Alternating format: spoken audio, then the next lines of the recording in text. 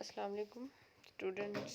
आज हम जो पढ़ेंगे मेथड वो है इंक्वायरी मेथड। इंक्वायरी मेथड की अगर हम डेफिनेशन देखें तो inquiry education sometimes known as the inquiry method is a student centered method of education focused on asking questions। तो इंक्वायरी मेथड ज़रा लेक्चर मेथड से डिफरेंट टाइप का मेथड है और ये स्टूडेंट सेंटर्ड मेथड होता है और ये क्वेश्चन पर बेस्ड होता है, यानी स्टूडेंट्स जो हैं वो उसमें क्वेश्चन आस्क करते हैं जी। सेंट्रल फोकस जो है इसमें स्टूडेंट्स की अंडरस्टैंडिंग होती है। मकसद जो है इस मेथड का वो है स्टूडेंट के की अंडरस्टैंडिंग को बेहतर करना है। Actively participate in inquiry learning in order to find solutions and able to develop questions।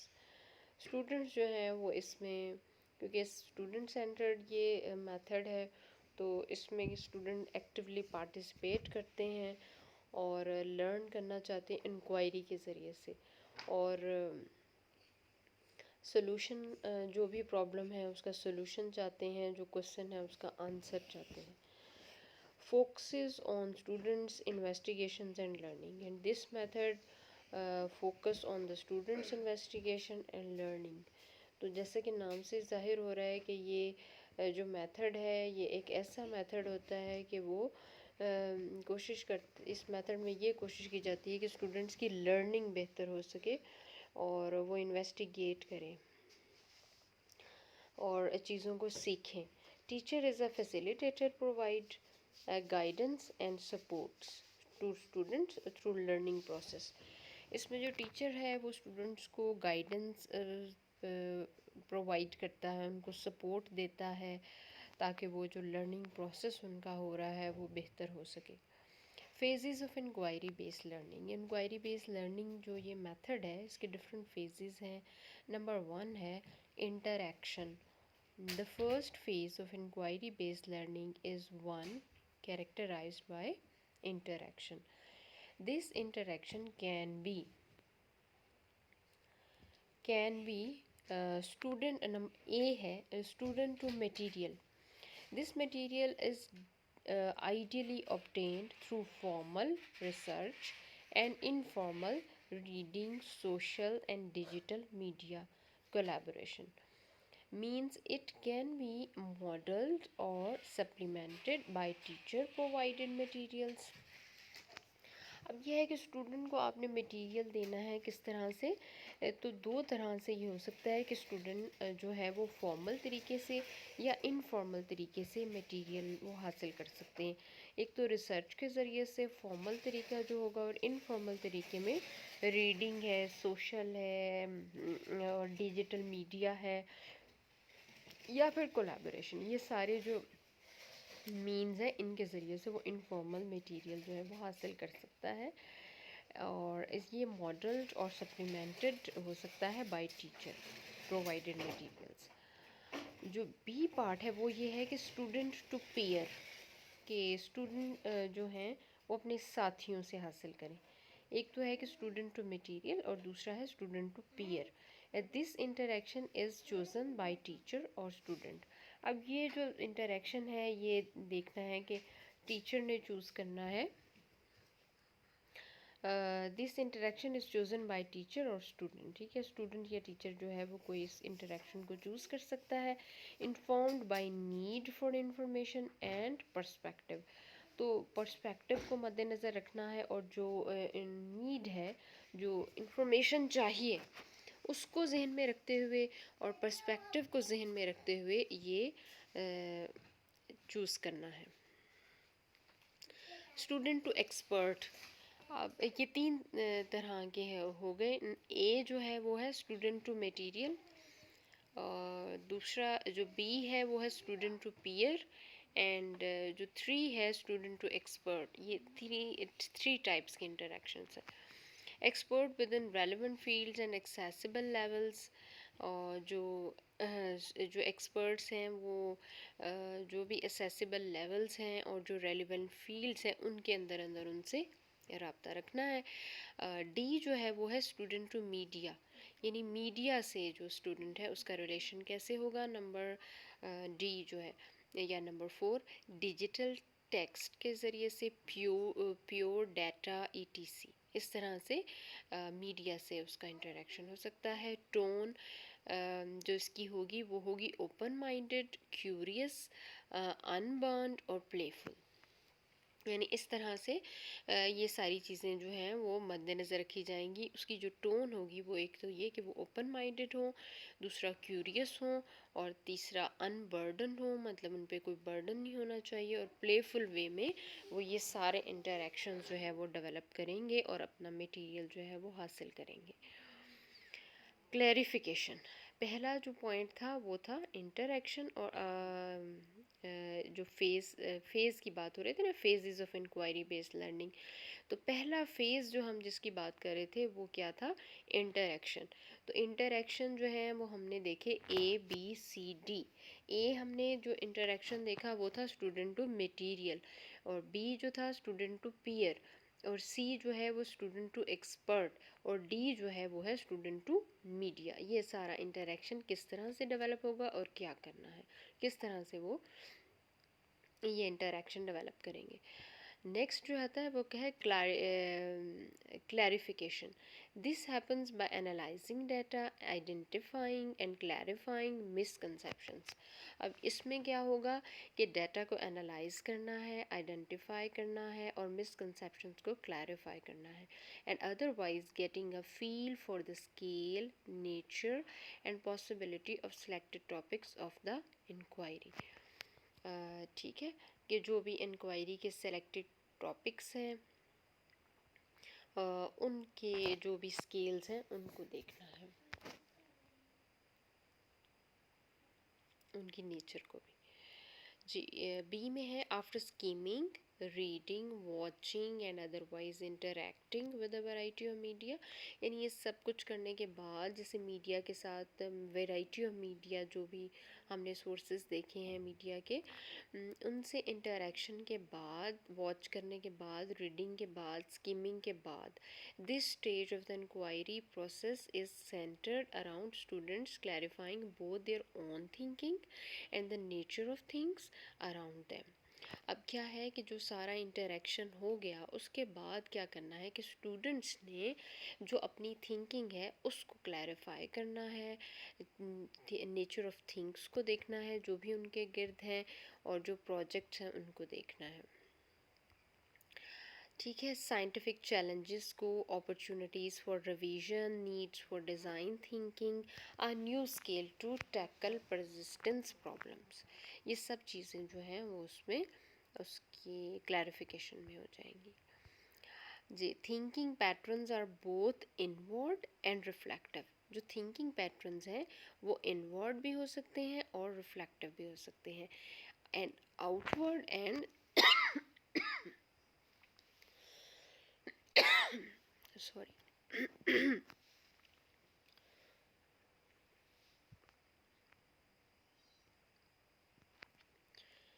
Ji, thinking patterns inward और रिफ्लेक्टिव दोनों हो सकते हैं, आउटवर्ड और कम्युनिकेटेड भी हो सकते हैं। In that way students both reflect on their own knowledge while beginning to identify possible pathways forward.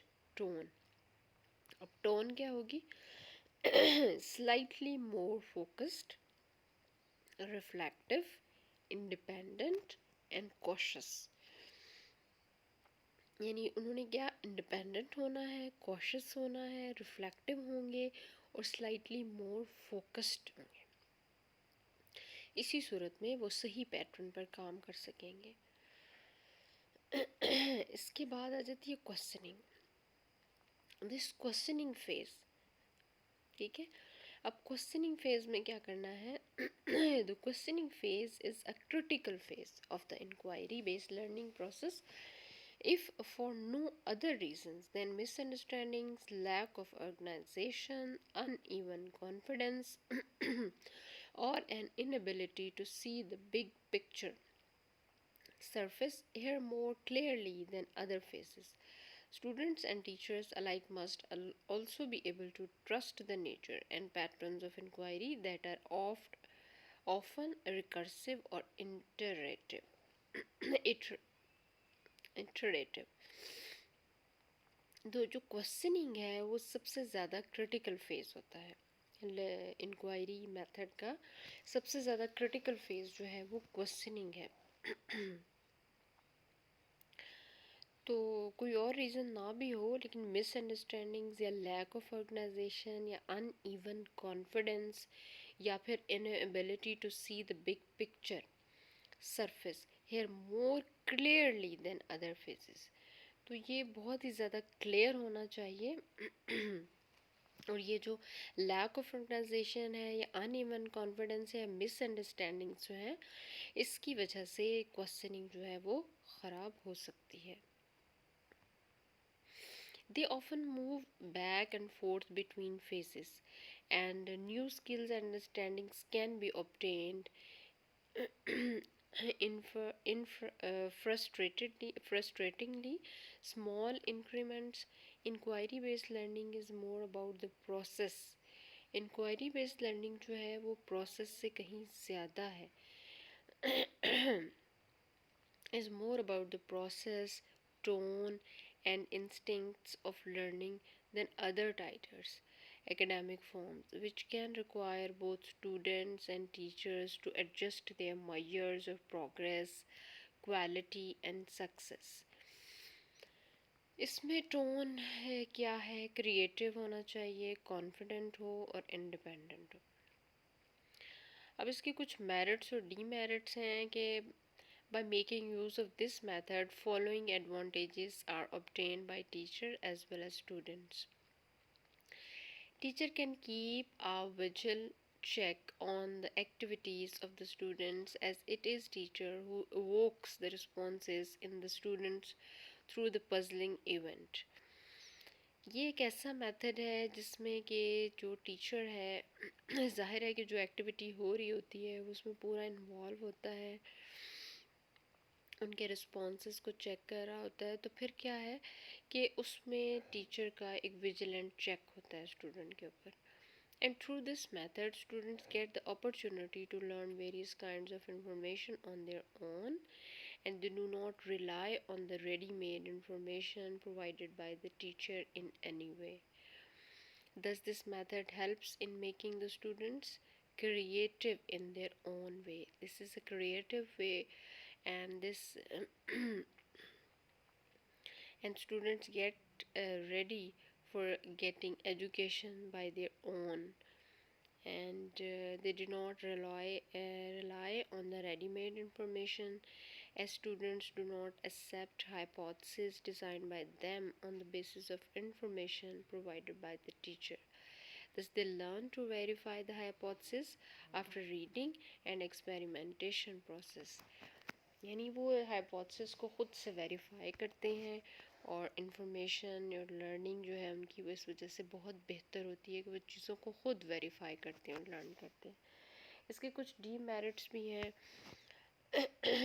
limitations हैं. It is not possible to use this method under the structured school curriculum as it is slow in nature and required a lot of time. And this method can only be used properly if the teacher who is making use of it is creative.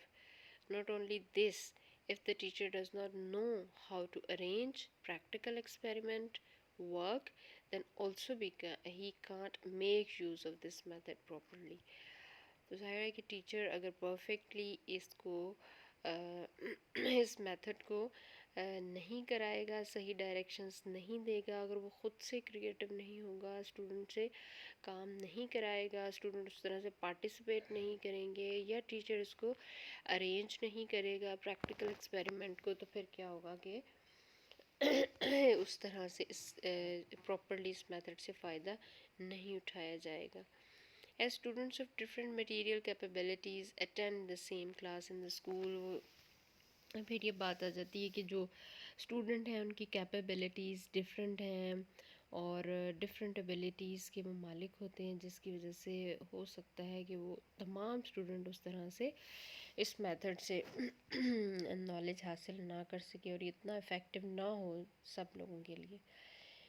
If all the students do not take participant in questions asking function, then the classroom will become dominated by few students. और ये होगा कि कुछ students जो अच्छे हैं, intelligent हैं, creative हैं, तो वही सिर्फ क्वेश्चन करते रहेंगे, और कुछ स्टूडेंट जो क्वेश्चन नहीं करेंगे, तो फिर ये होगा कि कुछ क्लास के ज़रिए ही कुछ स्टूडेंट जो हैं वो डोमिनेंट हो जाएंगे.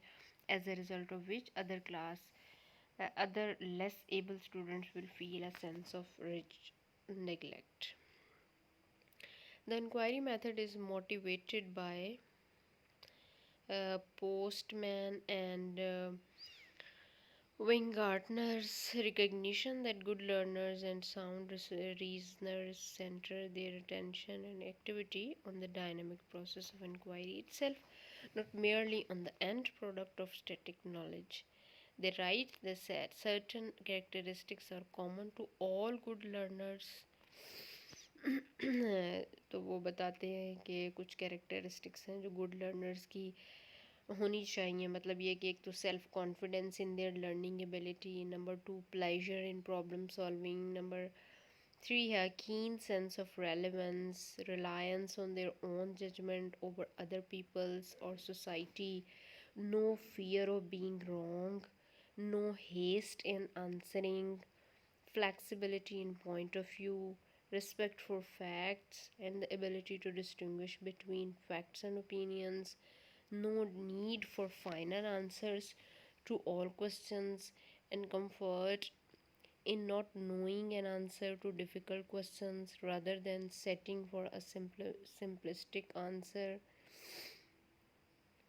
Postman and Weingartner suggest that inquiry teachers have the following characteristics. तो inquiry teacher जो है उसमें ये characteristics होनी चाहिए students के साथ साथ.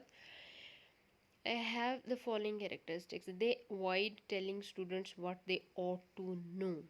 They talk to students mostly by questioning, and especially by asking divergent questions. They do not accept short, simple answers to questions. They encourage students to interact directly with one another and avoid judging what is said in students' interaction. They do not summarize students' discussion, and they do not plan the exact direction of their lesson in advance and allow it to develop in response to students' interests. Their lesson pose problems to students. They gauge their success by change in students' inquiry behavior of good learners as a goal. Inquiry based learning, ये एक diagram है जिसमें बताया जाता है investigate करना है. थोड़ी सी ब्लर्ड है, इसको आप देखें.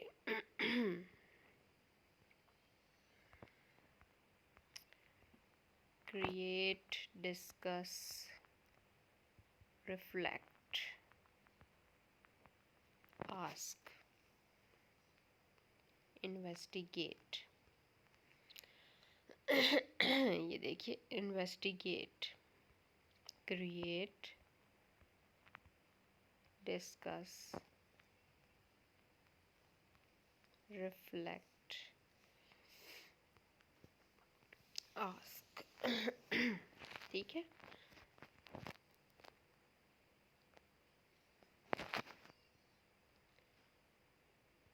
Inquiry based learning